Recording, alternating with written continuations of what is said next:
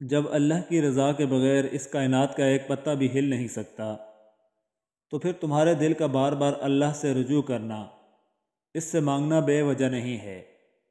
جو ہاتھوں میں اتنی جان ڈال دیتا ہے کہ وہ دعا کے لیے اٹھ سکیں، وہ پھر ان اٹھنے والے ہاتھوں کی لاج بھی رکھتا ہے۔ آنسو وہ خاموش دعائیں ہیں جو صرف اللہ ہی سنتا ہے۔ گرتے آنسو اور ٹوٹے ہوئے دل کی قدر اللہ سے بہتر کوئی نہیں جانتا۔ بے شک انسان اگر کامیاب زندگی چاہتا ہے تو والدین کی عزت کرے۔ آپس کی ناراضگی میں بہتر وہ ہے جو صلح میں پہل کرے۔ یا رب، میری ماں پر کبھی کوئی مصیبت نہ آئے، آمین۔ شیشہ کمزور تو ہوتا ہے مگر سچ دکھانے سے گھبراتا نہیں۔ انسان کی اصل موت اس وقت ہوتی ہے جب وہ کسی کے دل اور دعاؤں سے نکل جاتا ہے۔ مصلحت کا معیار یہ ہے کہ آپ کے پاس کہنے کو بہت کچھ ہو، لیکن آپ ناسمجھوں کے سامنے خاموشی کو ترجیح دیں۔ مریض عشق ہے تو دوائے دل سمجھ دلبر کو، پھر مرض جانے دوا جانے، شفا جانے خدا جانے۔ عبادت، تعزیت، صلہ رحمی اللہ کے لیے کیجیے۔ ایسا کریں گے تو پھر تعلقات ادلے بدلے کی بھینٹ نہیں چڑھیں گے۔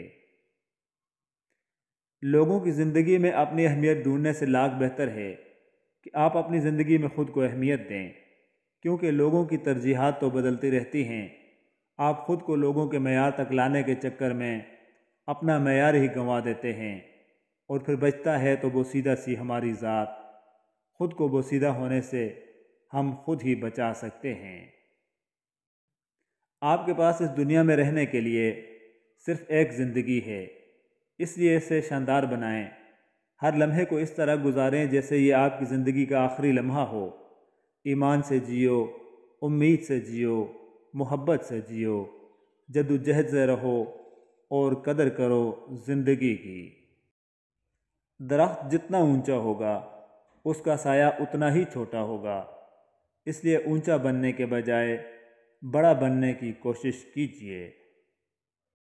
مدد کرنا سیکھیے فائدے کے بغیر، ملنا جلنا سیکھیے مطلب کے بغیر، عاجزی سے چلنا سیکھیے غرور کے بغیر، زندگی جینا سیکھیے دکھاوے کے بغیر۔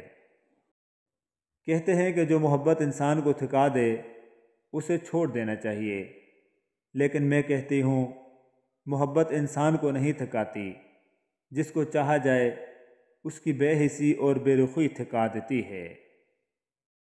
بچپن میں 1 روپے کی پتنگ کے پیچھے 2 کلومیٹر تک بھاگتے تھے، نہ جانے کتنی چوٹیں لگتی تھیں، اور وہ پتنگ بھی ہمیں بہت دوڑاتی تھی۔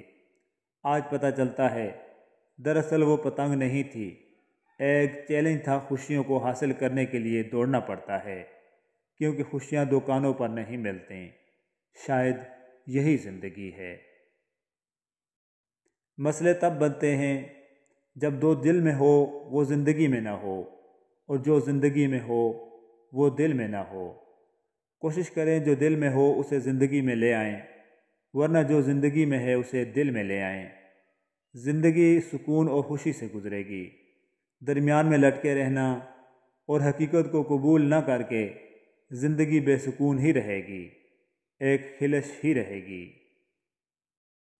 آپ چاہے دنیا کی کتنی ہی زبانوں پر عبور حاصل کریں، لیکن جب آپ اذیت کی انتہا پر ہوں تب آپ کسی بھی زبان میں اپنی اذیت بیان کرنے سے قاصر ہوتے ہیں۔ ہم لوگوں سے صرف تب تک لڑتے ہیں جب تک ہمیں ان سے پیار کی امید ہوتی ہے۔ جب وہ امید ختم ہو جاتی ہے تو ہم لڑنا بھی بند کر دیتے ہیں۔ رسول اللہ صلی اللہ علیہ وآلہ وسلم نے فرمایا، لوگوں میں سب سے بہتر وہ ہے جو دل کو صاف اور زبان کا پکا ہو۔